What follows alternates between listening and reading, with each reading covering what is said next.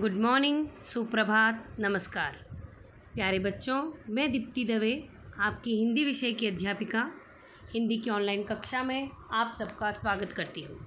आज के इस वीडियो के द्वारा हम कक्षा 5वीं की एनसीईआरटी की पाठ्यपुस्तक रिमझिम भाग 5 का पाठ संख्या 4 नन्हा फनकार करने जा रहे हैं। पाठ 4 नन्हा फनकार। इस वीडियो के द्वारा हम इस पाठ को पढ़ेंगे, इस पाठ का आदर्श पाठ करेंगे। उसके बाद इस पाठ के शब्दार्थ को जानते हुए इस पाठ की व्याख्या करेंगे। तो आइए सबसे पहले हम इस पाठ का परिचय प्राप्त कर लेते हैं। नन्हा फनकार एक कहानी है एक छोटे से बच्चे केशव की, जो अपने पिता से पत्थर तराश कर नई नई आकृतियाँ बनाना सीख रहा है। बादशाह अकबर उसकी कला को देखकर अत्यंत प्रभावित हो जाते हैं और उसकी प्रशंसा भी करते हैं। बादशाह उसके समीप बैठकर उससे पत्थरों को तराशने की कला सीखने का प्रयास करते हैं। वे जाते हुए भी केशव को एक बहुत बड़ा कलाकार बनने का आशीर्वाद देते हैं। केशव प्रसन्न होकर अपने पिता के समीप भविष्य के सपने संजोए सो जाता है। इस पाठ को कक्षा 5वीं के पाठ्यक्रम के अंतर्गत शामिल करने का प्रमुख कारण ये है कि हमारे आसपास कई कलाकृतियाँ हम देखते हैं।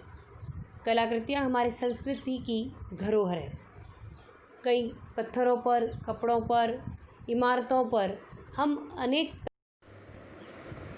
वह लड़का एक चौकोर लाल पत्थर के पास बैठ गया। उसने जल्दी जल्दी कोई प्रार्थना बुदबुदाई और छेनी हथौड़ा उठाकर अपने काम में जुट गया। कुछ दिन पहले ही उसने इस पत्थर पर घंटियों की कतारें और कड़ियाँ उकेरना शुरू किया था। लड़के ने एक अधबनी अधूरी घंटी पर छेनी की नोक टिकाई और सावधानीपूर्वक हथौड़े से घंटी पर नक्काशी करने में जुट गया। तो पाठ के इस पैराग्राफ में यानी इस गद्यांश में हमें ये बताया गया है कि वह लड़का एक चौकोर लाल पत्थर के पास बैठ गया। ऐसा पत्थर जिसका रंग लाल रंग का है और वह चौकोर आकार का है। चौकोर यानी चौरस, 4 कोने वाला। उसने जल्दी जल्दी कोई प्रार्थना बुदबुदाई। उसने मन ही मन कोई प्रार्थना की और छेनी हथौड़ा उठाकर अपने काम में जुट गया, यानी अपने काम में लग गया। कुछ दिन पहले ही उसने पत्थर पर घंटियों की कतारें बनाई थी और कड़ियाँ उकेरना शुरू किया था। कड़ियाँ उकेरना उसने प्रारंभ भी किया था। पत्थरों पर वह नक्काशी का कार्य करता था। लड़के ने एक अधबनी अधूरी घंटी पर, अधबनी यानी आधी बनी हुई अधूरी घंटी, जो घंटी भी पूरी नहीं है, अधूरी है, पर छेनी की नोक टिकाई। छेनी जो है नक्काशी के कार्य में काम आने वाला एक औजार है। और सावधानीपूर्वक हथौड़े से घंटी पर नक्काशी करने में जुट गया, यानी लग गया। नक्काशी यानी बेल बूटे आदि का उकेरने का काम पत्थरों पर जो है छेनी और हथौड़े की सहायता से इन नक्काशियों को, इन कामों को उभारा जाता है। हथौड़े के वार से पत्थर पर जो कटाव उभर था उससे पत्थर की किरचें छितरा जाती और वह आंखें सिकोड़ लेता।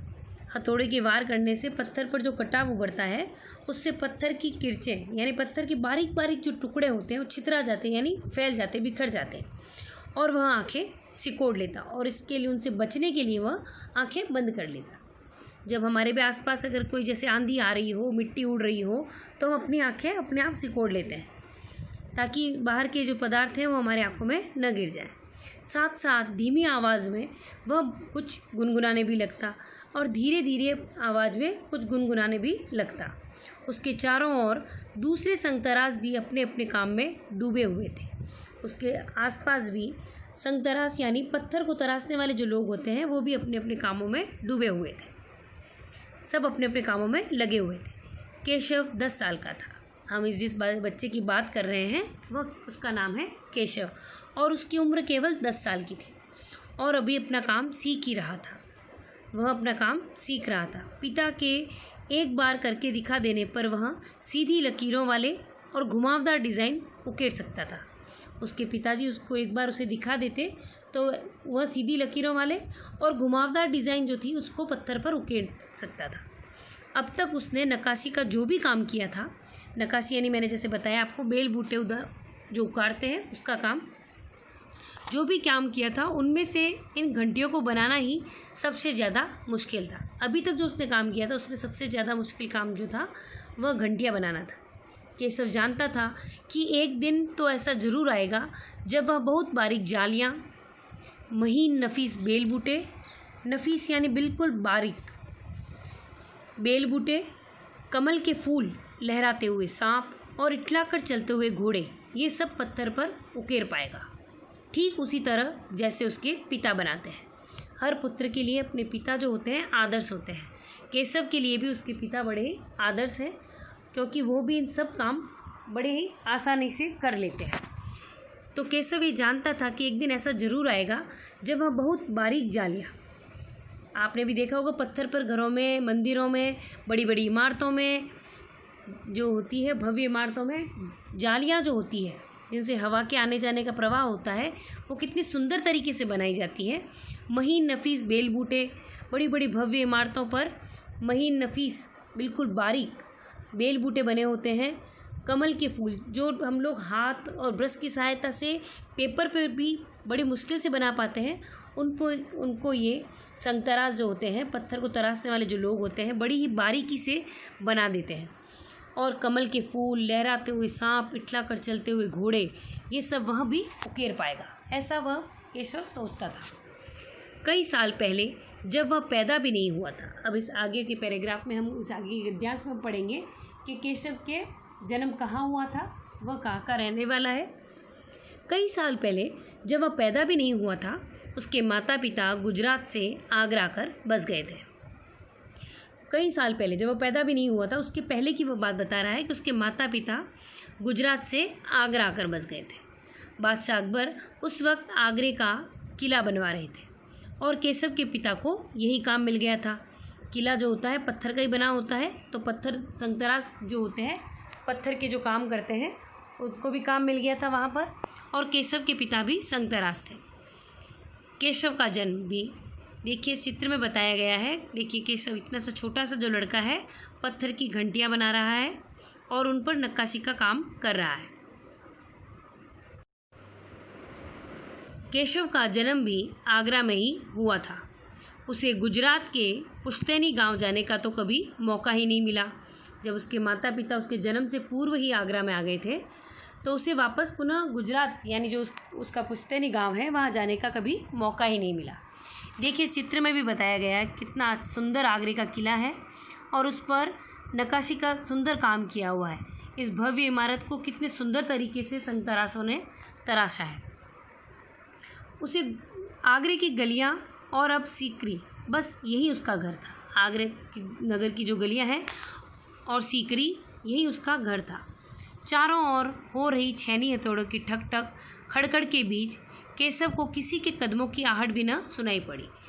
बताया गया केशव अपने काम में किस प्रकार डूब जाता था। वह गाने गुनगुनाता रहता था, वह गुनगुनाते हुए अपने काम में डूब जाता। तो उसके आसपास छैनी और हथौड़ों की ठक ठक और खड़खड़ के बीच किसी के कोई आ भी जाता तो उसके कदमों की भी आहट भी उसे सुनाई नहीं देती। ऐसा ही हुआ, कोई उसके आसपास आया तो उसके कदमों की आहट उसे सुनाई नहीं पड़ी। इसलिए अचानक कानों में एक आवाज़ पड़ने पर वह चौंक गया। वो जब कुछ बारीक काम कर ही रहा था, तराशने का काम, तभी एक आवाज़ आई, माशाअल्लाह ये घंटियाँ कितनी सुंदर है, तुमने खुद बनाई हैं। किसी की आवाज़ से वह चौंक गया। कोई ये शब्द बड़ी तारीफ़ के थे, जो उसकी तारीफ़ की जा रहे थे उसके काम की। माशाअल्लाह ये घंटियाँ कितनी सुंदर है, तुमने खुद बनाई हैं। उन्होंने पहले घंटियों की तारीफ़ की और पूछा, क्या ये तुमने खुद बनाई हैं? पीछे मुड़कर केशव ने आंखें उठाई तो उसे एक आदमी दिखा। केशव ने सिर्फ पीछे मुड़ा और आंखें उठाकर देखा, एक आदमी दिखा। बेशक मैंने ही ये घंटियाँ बनाई हैं। क्या मैं आपको पत्थरों पर नक्काशी करता नज़र नहीं आ रहा? देखते नहीं, मैं ही तो पत्थर को तराश रहा हूँ। केशव ने बड़ी तल्खी से जवाब दिया। उसने पीछे मुड़कर देखा तो आंखें उठाकर देखा तो एक आदमी खड़ा था। उसने कहा, बेशक, यानी इसमें कोई शक नहीं है, मैंने ही बनाई है। क्या मैं आपको पत्थर पर नक्काशी करता हुआ, पत्थरों पे काम उकेरता हुआ नहीं दिखाई दे रहा? नज़र नहीं आ रहा, यानी दिखाई नहीं दे रहा? देखते नहीं, मैं ही पत्थर को तराश रहा हूँ। तुम देख नहीं रहे मैं पत्थरों को तराश रहा हूँ। केशव ने बड़ी तल्खी से जवाब दिया। केशव ने बड़ी कड़वाहट से जवाब दिया, कोई विनम्रता से जवाब नहीं दिया उसने। दिखता तो है, पर तुम इतने छोटे लगते हो ना, वह आदमी हंसते हुए बोला। उस आदमी को लग रहा था हाँ बच्चा तो तल्खी से जवाब दे रहा है, लेकिन उसका दिखता तो है, दिख तो रहा है, पर तुम इतने छोटे लगते हो ना। यहाँ पर उसने वाक्य अधूरा छोड़ दिया है, यानी इससे ऐसा इतना छोटा सा बच्चा और इतना सुंदर नक्काशी का काम करे, ये उन्हें विश्वास नहीं हो रहा था, इसलिए उन्होंने ऐसा पूछा। मैं 10 साल का हूँ। यहाँ पर केशव का ये उत्तर देने के साथ साथ उसका अंदर ये बताया जा रहा है कि मैं 10 साल का हूँ, छोटा नहीं हूँ। 10? अच्छा, उस व्यक्ति ने पुनः कहा 10 विस्मय से, और कहा अच्छा। वह आदमी पास पड़े पत्थर पर बैठता हुआ बोला, और वह आदमी अपने आप ही जो है पास में एक पत्थर था उस पर बैठ गए और बोला, तब तो काफ़ी बड़े हो। मैंने भी 13 साल की उम्र में एक लड़ाई में हिस्सा लिया था। यह व्यक्ति जो था उसने बताया है कि वह जब 13 वर्ष के थे तब उन्होंने एक लड़ाई में यानी युद्ध में हिस्सा लिया था। अब केशव उस आदमी को अच्छी तरह देख पा रहा था, क्योंकि वह उसके पास वाले पत्थर पर बैठा था। उसकी उम्र रही होगी 30 से ऊपर। वह आदमी जो था 30 के ऊपर की उम्र का दिखाई दे रहा था। कद मझोला था, मझोला यानी मध्यम ऊंचाई का, न तो ज़्यादा बड़ा लंबा न ज़्यादा छोटा। वह सफ़ेद अंगरखा और पाजामा पहने हुआ था। अंगरखा यानी ऊपर का एक विशेष प्रकार का कुर्ता और उसका पाजामा पहने हुए थे। उसके लंबे बाल गहरे लाल रंग की पगड़ी में अच्छी तरह से ढके हुए थे। उसके बाल जो थे लंबे थे, गहरे लाल रंग की पगड़ी पहनी हुई थी, उससे अच्छी तरह से ढके हुए थे। लगता है कोई बहुत बड़ा आदमी है। केशव ने उस आदमी के गले में पड़ी मोतियों की बड़े बड़े मोतियों की माला और उंगलियों की अंगूठियों को देखते हुए सोचा। यहाँ बहुत बड़ा आदमी से मतलब कोई पैसे वाले व्यक्ति से है, धनी आदमी से उसे लगा कि यह व्यक्ति जिसके हाथ गले में बहुत बड़ी बड़ी मोतियों की माला है, उंगलियों की अंगूठियाँ हैं, उसे देखकर उसने ऐसा सोचा कि लगता कोई आदमी बहुत बड़ा आदमी है। तीखी नाक, बड़ी बड़ी आँखें, होठों को ढकते हुए नीचे की तरफ आती घनी मूछें। उस व्यक्ति की तीखी नाक थी, बड़ी बड़ी आँखें थी और होठों को ढकते हुए नीचे की तरफ आती घनी मूछें। यहाँ पर इस दोनों गद्यांश के द्वारा हमें इस व्यक्ति के व्यक्तित्व और किस प्रकार से दिखाई दे रहा है उसका हमें बताया गया है। पूरा हमें एक चित्र प्रस्तुत किया गया है कि उस व्यक्ति की तीखी नाक थी, बड़ी बड़ी आँखें थी, होठों को ढकते हुए नीचे आती हुई नीचे की तरफ आती घनी मूछें थी, और उस व्यक्ति ने जिसके बाल लंबे थे, गहरे लाल रंग की उसने पगड़ी पहन रखी थी। उसकी उम्र करीब 30 के ऊपर बताई है और उसका कद मझोला बताया, न ज़्यादा लंबा है न ज़्यादा छोटा है। केशव उस आदमी के व्यक्तित्व का मुआयना ही कर रहा था कि तभी उस आदमी ने एक नक्काशी की तरफ इशारा करते हुए कहा। उसने एक आदमी ने नक्काशी की तरफ जो कही हुई थी उसकी तरफ इशारा किया और कहा, इस लड़ी में अभी काफ़ी काम बाकी है। यानी उनको इस काम का मुआयना अच्छी तरीके से कैसे कर रहे थे और उन्होंने एक अधूरे काम की और इशारा करते हुए कहा, इस लड़ी में अभी काफ़ी काम बाकी है। इससे पहले कि केशव कोई जवाब देता, उसने किसी के तेज़ी से दौड़कर आने की आवाज़ सुनी। उसने कोई उत्तर देने ही वाला था कि तभी पीछे से तेज़ी से दौड़कर आने की आवाज़ सुनाई दी। यह कोई और नहीं, महल का पहरेदार था। हुजूर माफ़ करें, मुझे आपके आने का पता ही नहीं चला। वह दौड़ कर जो आने वाला व्यक्ति था वह महल का पहरेदार था। उसने कहा, हुजूर माफ़ करें, मुझे आपके आने का पता ही नहीं चला। हाँफते हुए उसने कहा। आते उस व्यक्ति ने दूसरे व्यक्ति से माफ़ी मांगी जो यहाँ पर पत्थर पर बैठे थे और कहा, मुझे आपके आने का पता ही नहीं चला। फिर वह मुड़कर भौचक से खड़े केशव को घूरते हुए बोला। यहाँ पर केशव भौचक्का था यानी चौंक गया था। उसकी तरफ खड़े केशव को घूरते हुए एकटक देखते हुए बोला, बेवकूफ़, खड़ा हो, हुजूर आला के सामने बैठने की ज़रूरत कैसे की तूने? उसने कहा, बेवकूफ़, जिसको यही नहीं पता है कि ये जो व्यक्ति है वह राजा है, खड़ा हो, बादशाह है, हुजूर आला के सामने बैठने की ज़रूरत कैसे की तूने? यानी कैसे हिम्मत कैसे की वो बैठे और तुम भी बैठे हो? झुककर सलाम कर इन्हें, झुककर इनको सलाम करो यानी नमस्ते करो। अब केशव का माथा ठनका यानी यहाँ पर एक ये जो है मुहावरा है, इसका माथा ठनकना यानी अब उसको बुद्धि आई, उसे कुछ न कुछ समझ आ रहा था। अब उसे धीरे धीरे समझ में आ रहा था जिससे वो बात कर रहा है वो बादशाह है, बदहवासी यानी उसको कुछ समझ में नहीं आ रहा था। ऐसी स्थिति में छेनी हाथ से छूटकर नीचे गिरी और वह जल्दी से उठकर खड़ा हो गया। उसके हाथ से जो छेनी थी वह तो गिर गई और वह खुद जल्दी से उठकर खड़ा हो गया। अरे कहीं ये बादशाह अकबर तो नहीं, वह सोच रहा था, कहीं ये बादशाह अकबर तो नहीं है। यह ख्याल आते ही, यह सोच आते ही उसने झुककर सलाम किया और खरगोश सी कातर नज़रों से यानी सहमा हुआ बेबसी के भाव से उसने अकबर को देखने लगा, क्योंकि बेबस तो वो था, समझ रहा था कि हाँ उससे कोई गलती तो हुई है। अकबर को पहरेदार की यह दखलंदाजी भली न लगी। जहाँ केशव जो था यह सोच में था कि उसको पता ही नहीं था कि वो बादशाह अकबर से संवाद कर रहा है, उधर अकबर को पहरेदार की यह दखलंदाजी भली नहीं लगी, यानी अच्छी नहीं लगी। उन्होंने खींचकर यानी परेशान होकर पहरेदार को वहाँ से जाने का इशारा करते हुए कहा। वो खींच गए इस बात से, पहरेदार की इस बात से कि उसने आते ही केशव को डांटा। उन्होंने कहा, इशारा करते हुए कहा, ठीक है सिपाही, कुछ देर के लिए हमें अकेला छोड़ दे। उसने कहा, मुझे और केशव को अकेला छोड़ दो। उन्होंने पहरेदार तो चला गया मगर केशव असमंजस में था। पहरेदार तो चला गया था मगर केशव जो था असमंजस यानी दुविधा में था कि उसे क्या करना चाहिए। वो इस दुविधा में था, अब करे क्या, वापस अपना नक्काशी का काम शुरू कर दे या बादशाह के हुक्म का इंतज़ार में खड़ा रहे। उसे लगा अब करे क्या वापस नक्काशी करने में लग जाए या बादशाह जो है खड़े हैं उसके सामने बादशाह अकबर, उनके हुक्म का इंतज़ार करे। हुक्म यानी आदेश का। दिल तो उसका अभी भी धक धक कर रहा था, क्यों न करे, डर ही रहा था। जिनसे वह इतना तल्खी से यानी इतनी कड़वाहट से बात कर रहा था, उनकी तरफ उसने उनको नज़रअंदाज किया, उनकी बातों को नहीं सुना, उनको नमस्कार नहीं किया, और जिससे बात कर रहा था वो खुद बादशाह अकबर थे, जिनका वो किला बना रहा था। तब वह सकपका रहा था, दिल तो उसका अभी भी धक धक कर रहा था। हाँ, पर अब वह डरा हुआ नहीं था, क्योंकि अकबर प्यार से उसे देखते हुए मुस्कुरा रहे थे। हाँ, लेकिन अब वह डरा हुआ नहीं था, क्योंकि अकबर प्यार से उसे देखते हुए मुस्कुरा रहे थे। बच्चे जो होते हैं, सामने वाले जो व्यक्ति होते हैं, उनकी नज़रों से हम समझ जाते हैं हाँ कौन हमें प्यार से देख रहा है, कौन गुस्से से देख रहा है। आइए कहानी को आगे बढ़ाते हैं। तुम्हारा नाम क्या है? अकबर ने नरम आवाज़ में पूछा। अकबर ने अब आराम से नरमी से उनसे पूछा, तुम्हारा नाम क्या है? केशव, उसने नपातुला जवाब दिया, क्योंकि अब उसे पता था वो जिनसे बात कर रहे हैं वह बादशाह हुजूर है।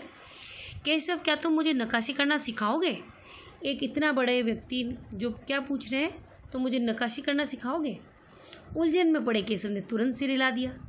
वह उलझन में था कि इतने बड़े व्यक्ति नक्काशी सीखेंगे, ये उलझन में था। अब वो हाँ भरे या ना भरे, लेकिन केशव ने तुरंत सिर हिला दिया, हाँ मैं।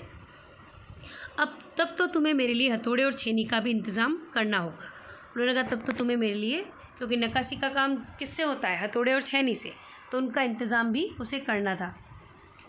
केशव फुर्ती से अपने पिता के पास भाग गया और उनका छेनी हथौड़ा उठाकर उल्टे पांव लौट आया। उल्टे पांव लौटना यानी वापस आ गया।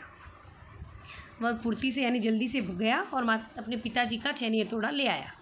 दोस्ताना अंदाज में अकबर केशव के पास ज़मीन पर बैठ गए। अभी भी बादशाह अकबर जो थे दोस्ताना अंदाज में थे, उसको अब तो पता चल गया था, लेकिन फिर भी वह नहीं चाह रहे थे केशव को बादशाह हुक्म की जो है उनकी सत्ता का उसको बताए। वो साथ उसके पास ही ज़मीन पर बैठ गए और पास में पड़े पत्थर को खींचते हुए बोले, ठीक है, अब बताओ कि मुझे क्या करना है। उन्होंने अपनी सत्ता का जो है गुमान नहीं बताया उसको। उन्होंने उसके पास बैठ गए और पत्थर को खींचते हुए बोले, अब ठीक है, बताओ कि मुझे क्या करना है। केशव ने संदेह भरी नज़रों से अकबर की ओर देखा। केशव ने संदेह से यानी शक से देखा, हुजूर क्या आप ये सब करेंगे? पहले वो छेनी हथौड़ा तो ले तो आया था, और उसने क्या हुजूर आप ये काम सब करेंगे? क्यों नहीं, मुझे तो विश्वास है कि मैं सीख ही लूँगा। बादशाह अकबर का उत्तर था, क्यों नहीं, मुझे तो विश्वास है कि मैं सीख ही लूँगा। नहीं, मेरा मतलब ये नहीं था। केशव ने कहा, नहीं, मेरा मतलब ये नहीं था कि आप नहीं सीख पाएंगे। केशव सकपका गया था यानी चकित हो गया था। दरअसल मैं कहना चाहता था कि आप इतने बड़े बादशाह हैं, ये ठीक नहीं लगता। उन्होंने कहा, दरअसल मैं ये कहना चाहता था कि आप तो इतने बड़े बादशाह हैं और ये काम नक्काशी का काम करेंगे, ये अच्छा नहीं लगता। उसने कुछ अनमने भाव से कहा था, यानी उसका मन नहीं मान रहा था कि इतने बड़े किला जो बनवा रहे हैं बादशाह अकबर हैं और वो नक्काशी का काम सीखेंगे। अकबर हंसकर बोले, अच्छा, लेकिन पिछले हफ्ते तो मैंने मिट्टी से भरी डलियाँ ढोने में किसी की मदद की थी। उन्होंने लग रहा है केशव जो है इस बात को मानने को तैयार नहीं है कि मुझे नक्काशी सीखनी है। तो उन्होंने अपनी एक घटना का वर्णन यहाँ पर किया है अकबर ने। उन्होंने बताया है कि लेकिन मैंने पिछले हफ्ते ही मैंने मिट्टी से भरी डलिया, जिसमें मिट्टी भरी होती है, उसको ढोने में जो कोई व्यक्ति ढो रहा होगा उसकी उन्होंने मदद की थी। क्या यह काम उससे भी ज़्यादा मुश्किल है? तो उन्होंने कहा मिट्टी की डलिया तो भारी काम होता है उठाना, क्या उससे भी ज़्यादा भारी काम है नक्काशी करना? केशव अभी भी असमंजस की स्थिति में था। अभी भी केशव जो है उसकी दुविधा की स्थिति थी। वह अकबर के पास बैठ गया और उन्हें छेनी हथौड़े पकड़ने का सही तरीका सिखाने लगा। वह अकबर के पास बैठ गया और उन्हें छेनी पकड़ने का तरीका सिखाने लगा। फिर जैसे कि केशव के पिता ने उसको सिखाया था, केशव ने ठीक वैसे ही सिखाया जैसे कि केशव के पिता ने केशव को सिखाया था। उसने कोयले के पत्थर पर लकीरें खींचकर एक आसान सा नमूना बनाया और उसने कोयले के टुकड़ा लिया और पत्थर पर लकीरें खींचकर एक आसान सा नमूना बनाया और गंभीरता से कहा, देखिए, सिर्फ इन्हीं लकीरों को बहुत ध्यान से तराशना है। इन्हीं तरह जो लकीरें बनाई उसने, उन्हीं को ध्यान से तराशना है। अकबर ने पत्थर पर छेनी रखी और ज़ोर से हथौड़े से वार किया, जिससे कटाव जो था ज़्यादा गहरा हो गया। जितना कटाव चाहिए था उससे ज़्यादा गहरा हो गया। अरे नहीं, केशव ने तुरंत गलती पकड़ी। हथौड़े को आहिस्ता से मारना है, आहिस्ता से यानी धीरे से मारना है, ऐसे।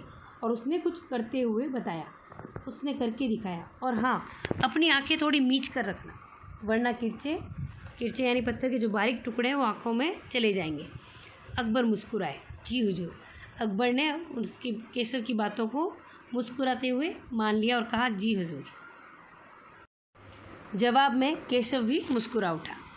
वह लगभग भूल ही गया था कि उसकी बगल में बैठा यह व्यक्ति जो है वह हिंदुस्तान का बादशाह है। एक अनाड़ी से वयस्क पर अपने काम की धाक जमाने में उसे मज़ा आ रहा था। एक अनाड़ी से वयस्क उम्र के थे, 30 साल की उम्र के करीब बताया जा रहा था उस समय अकबर को, और उनके ऊपर काम की धाक जमाने में उसे बड़ा मज़ा आ रहा था। 10 वर्ष का जो केशव था वह उन्हें एक कोयले से उनके नमूना बना रहा था और उसे छेनी और हथौड़ा पकड़ के बता रहा था कि कैसे कटाव किया जाना है पत्थर पर। वह बड़े ध्यान से देख रहा था कि अकबर किस तरह लकीरों को उकेर रहे हैं।